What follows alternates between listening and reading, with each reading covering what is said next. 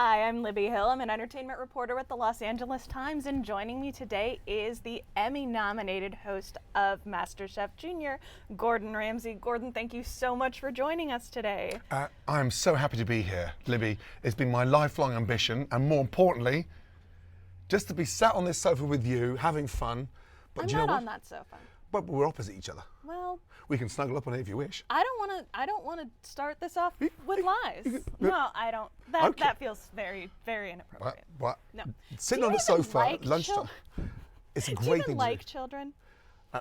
What do you mean, do I even like children? You have four Are you of crazy? them. Like, could you not get enough children in your life? Like, talk to me about the decision to go with MasterChef Junior. I adore kids. I'm a big kid myself. Also, I think, for me, teaching young kids how to cook is like teaching them English, maths.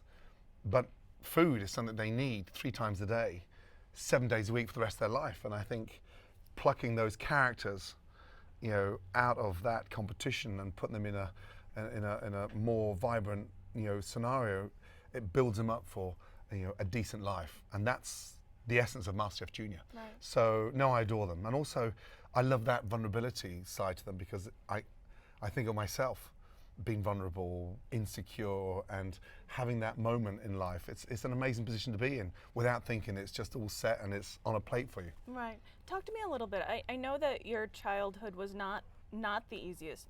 Do you wish you had had something like this in your life? Oh no, I'm not here to dwell on my childhood. That's been well documented. I think what my childhood was like in comparison to these young kids on MasterChef Junior, I can relate to their determination. I can also relate to their ambition. And I've said it many times, pressure's healthy. And these young kids today get distracted too easily. We didn't have iPhones and iPads growing up. And it was rude to leave any food on your plate, and that was classed as disrespectful to your mother. So first thing I'll say to these young kids coming into this kitchen, there's no mum, there's no dad, there's no teacher, and we're going to be handling issues, and you're going to be running out of time, and you're going to be upset. And the most important thing throughout this competition is a solution, because that's what life's about. Not sitting whimpering out, crying your eyes out that you're done. What's the solution? And that's the most energetic part of MasterChef Junior. Give me the solution. I love that. That's such a tactile thing, and I think it's something we don't teach children often enough. No, I mean, I was reading recently there was a school that banned competitive sports because one team can't. Losing is important because you appreciate winning. Winning is important because, the journey getting to the top. And we're dealing with 8-year-olds, 8 to 13-year-olds. That's very young. And so, I was never over academic at school. I was great at sports, and I was obviously clearly good at cooking. But that level of confidence through food got me where I am today. And I think watching these youngsters on this program, spending so much time with them, you become an amazing mentor. And I adore them, and I'm firm and fair with them, no different to what I'm like with my own kids, because it's find your passion, give me the solution, don't sit and cry over spilt milk. I had a bad injury once, and it took me off my career. What do you do at 17? You don't sit there and start getting bitter with the world. You get off your ass and you have a second bite of the cherry, and you find your passion. And I think that's really important for them. And even if they never pursue it as a career, teaching young kids to cook today is as important, like I said, as a history lesson, because I'm fed up with the blame they get for their eating habits. It's not them, it's their parents. Right. And so MasterChef Junior, in my way, is re-educating the parents, and it's become pretty evident how prolific it's been. Right. So the show saw a few changes in season 5, Right. namely the continuing change in the host. Like, do you feel like adding Christina words? Do you think you and Christina have a different kind of chemistry than you had with Graham and Joe before? And how do you feel like it changed the show? I'm going to change up again next year. As an exec producer and co-producing that show, for me, the essence is, how do we keep this thing fresh before another network comes out with another idea? Christina Tozzi is an amazing baker. She's one of those hipster, cool Brooklyn girls that really highlights the chemistry of what it's like to bake I grew up with a nation of bakers, Right. and in the UK, afternoon tea is pretty prominent. So Joe, feisty, fiery, an amazing family background with that heritage. Graham Elliott, again, an amazing man that loves to cook. Aaron Sanchez, he's like the sort of 007 from Mexico, and he sneaked in sandwiched between two tacos. So I love them all. What I say to them is that they need to be them. Forget the cameras, forget overproducing yourself, and be honest with them. Get straight to the point, don't BS it, and help those kids by telling them the truth early. Right. So do you find yourself, you have a bit of a reputation for being volatile. Excuse me. Please don't flip over the table. I am Emmy nominated. As an Emmy nominated volatile individual. Let's get one thing really clear. I'm passionate. Right. I really care about what I do. Right. If I was flipping burgers and dressing Caesar salads, I'd have a baseball cap on and I'd be showing you my tattoos on my left butt cheek. But I decided to go for 3 Michelin stars, and that for me is a level of perfection that very few chefs can focus on. Right. And so I need that level of not just perfection, but to get to the top in sports, in education, as a journalist, then there's a journey you've got to go on. It's a very selfish journey. I don't want to spend the rest of my life like that. And so I'm very direct. I get straight to the point. But when it's good, you'll also get told that. But if I had to do a cooking show tomorrow with young contestants and, lie to how fake they are, I'd be panned. And so what you see on screen is a cleverly edited, smart, pumped up version. Hell's Kitchen, we shoot on average about 175 hours for 42 minutes. Do you have a temper, Libby? No, I am very docile. Even if the cat poops, Hey. if the cat poops on your pillow, do you congratulate it? Well, no, they poop in Kick my it up the shoe. arse. It's different. Why is it different? No, it's not different at all. So I'm vamping now. I just get straight to the point. Right. The good thing is, at least people know me for being straight to the point, and so I don't want to be wrapped up in that cotton wool because it's like, oh, it's Gordon. No, tell me, give it to me. Right, Give exactly. me the truth. How much does that change with the kids, though? How much are you pulling yourself back? Like, not that I'm suggesting you're going to, call a child a donkey. I'm not saying that's going to happen. Do you watch the program? I do. So I am their number one mentor. I say to them at the beginning of this journey, we're going to go up, we're going to go down, we're going to fall out, we're going to fall in, we're going to sit on the floor, we're going to bake. You're going to love me, you're going to hate me, you're going to stick a pie in my face. But what I will guarantee you after this incredible journey, you'll leave this as a much better rounded individual. It was my idea from the out to make sure that they leave 2 at a time, so no one had that guilty conscience leaving that competition. And the level of contact we have with all of them after that is phenomenal. I want to bust into their math lesson and English lesson and be a kid myself. So there's times where they'll ham up and play up to camera because they're in Hollywood and they're getting makeup on and clothes, etc. And so, of course, you have to bring them down. But I don't have any problems with that. And I've got the passport from their parents to discipline them. But I can guarantee you, if you and I had to spend 7 days together now straight, and I'll give you an intense cooking, you'll be a much better individual. I believe that. I absolutely believe that. So what are you complaining about? I'm complaining about anything. What? These are just the questions. What? You said I was volatile. Yeah, this is, I feel like. No, but here's the thing. I think that gets misconstrued somewhere down the line for passion. And if you were to watch an NBA All-Star game and you see how upset because they've lost the game, or a soccer player, or even Usain Bolt the other night in London, finish off his career, how frustrated he was he didn't get that gold medal. But the thousands of hours that goes into that 9.5 second burst of energy is extraordinary. Cooking is exactly the same. 14 hours a day of prep for a customer to come along and devour it in minutes and then ask for ketchup. That's a big kick in the balls. Absolutely, but that's and volatile, and you're right. Volatile isn't the right word. Passionate is the word. And the thing, I think that's something that's really interesting because you have had all of these shows, And it's not so much it's not even the 175 hours that goes into one show. It's doing the advanced math to how many hundreds of hours of shows that you've done. So I got a telling off from Fox a couple of years ago for taking my own show off the air, Kitchen Nightmares. And here's the issue, 95 episodes. I woke up one morning, I thought, sod it. I can't win either way, Libby.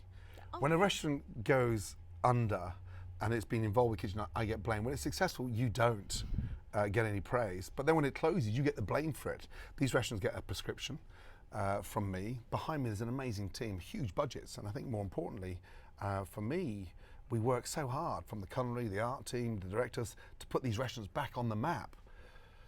But the biggest problem across all this is the fact that anyone can go and buy a restaurant. That's the issue. It's not like a lawyer or doctor's surgery.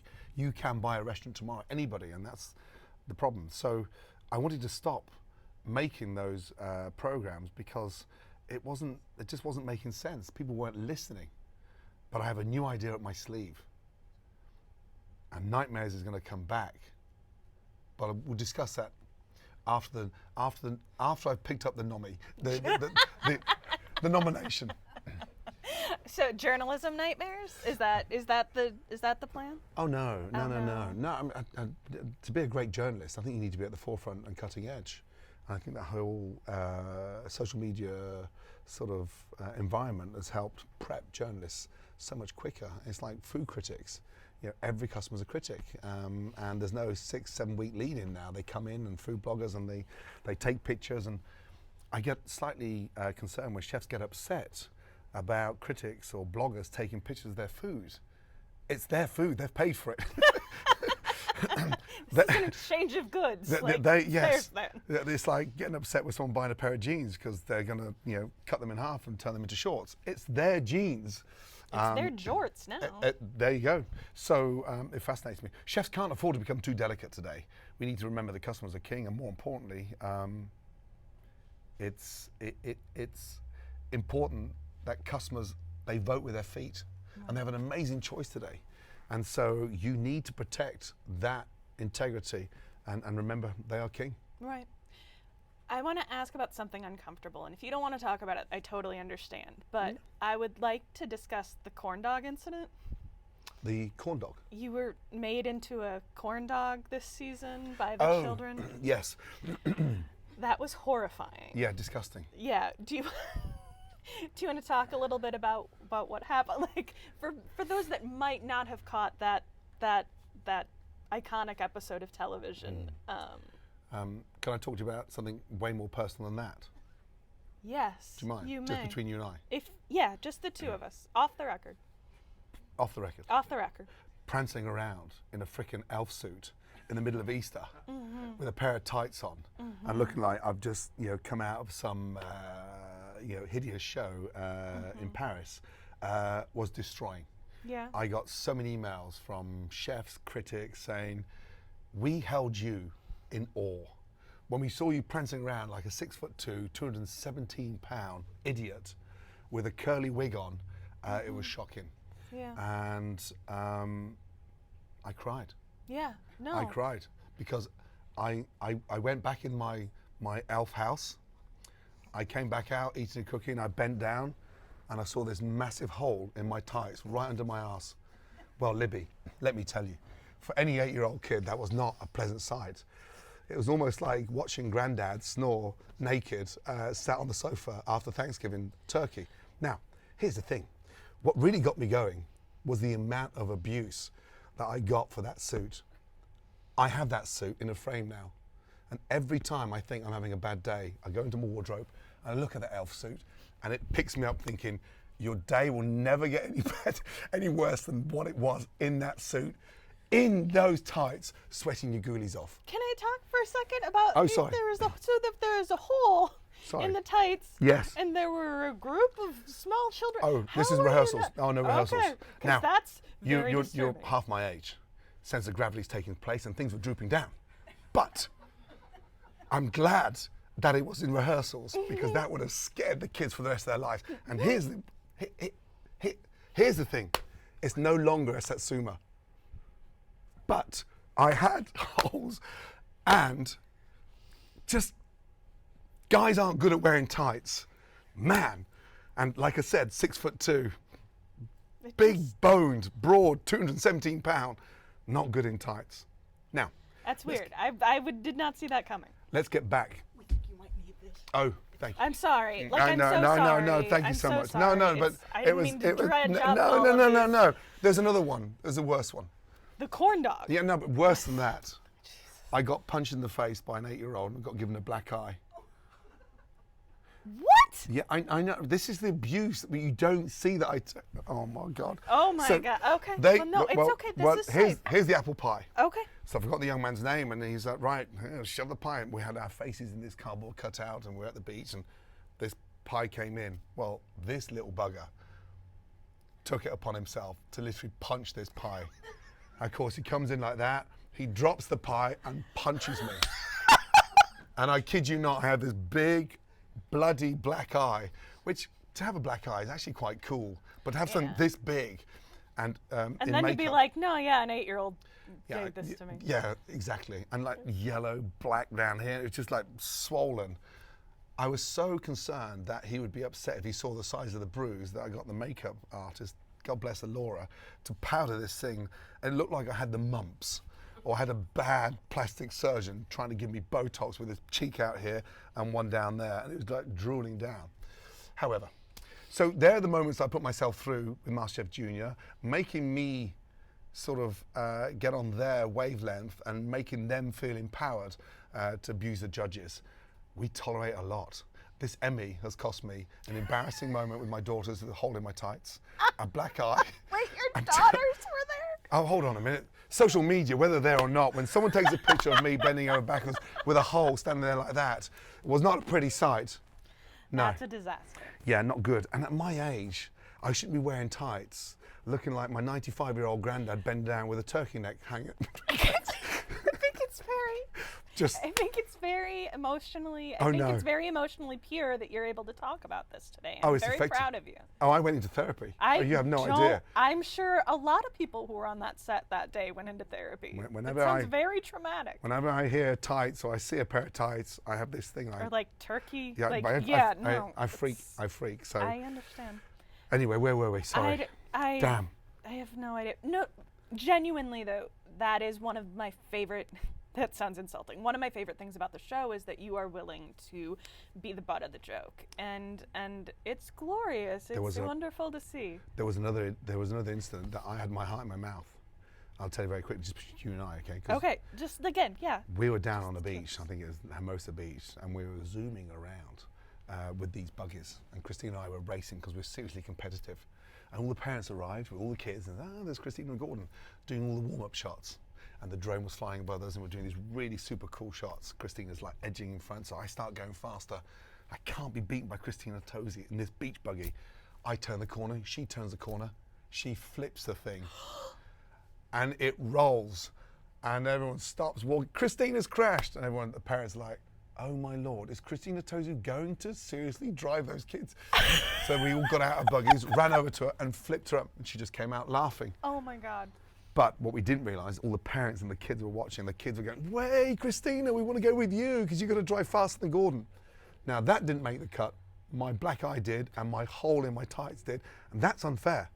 Well, that's because Christina rolling the buggy is awesome, and Yeah, but no one wants that to was see the- you guys being awesome. But if that was the guy, they'd be putting that out there. Because of the lady, they didn't put that out there. That's wrong. That's wrong. sexism. That and is it's sexism. wrong. In fact, I'm going to complain. I hope you I would write a serious, sternly worded letter to Fox, Yep. and 1 potato, 2 potato, and hold people responsible for this. I'm texting Rupert Murdoch straight after this interview. I hope You cannot be sexist to I me hope, any do you longer. want to do it right now? Oh no, We no, can I wait. never work my phones on. Oh, okay. Out of that's- respect for the host. Right. Oh, yes, same. Totally.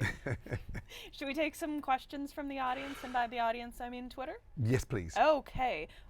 Brody on Twitter asks, what's the best and worst thing you've eaten? Oh wow, that's a good question. Yeah, that's What's a the big best? one. So I've eaten lots of worse things.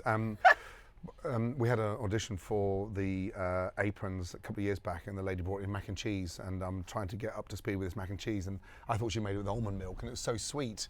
And I said, "What's the secret behind this? This is really personal." Oh God! It was breast milk. I remember. Now, I think breast milk should be fine from sort of 0 to 6 month olds, but not for 49-year-old men in mac and cheese.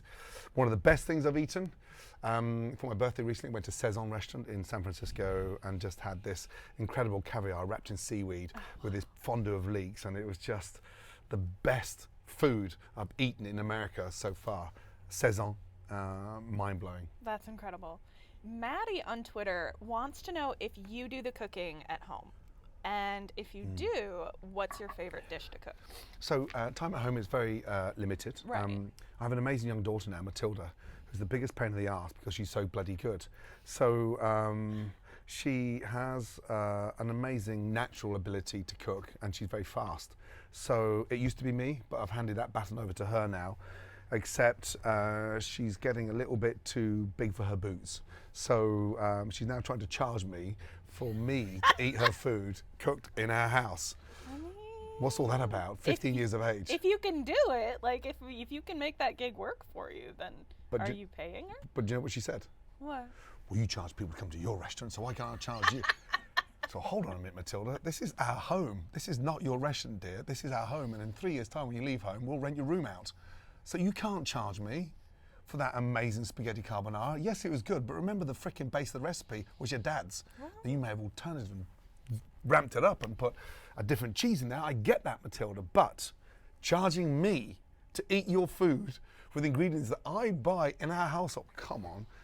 Don't kick your dad in the ghoulies like that, girl. Well, you pay Postmates to bring the food from one place to another. Yeah, It's kind of like a service charge. Well, yeah, I know, but I mean, But, anyway. I'm on Team Matilda here. Really? I'm very sorry. Libby. I'm very sorry. Libby.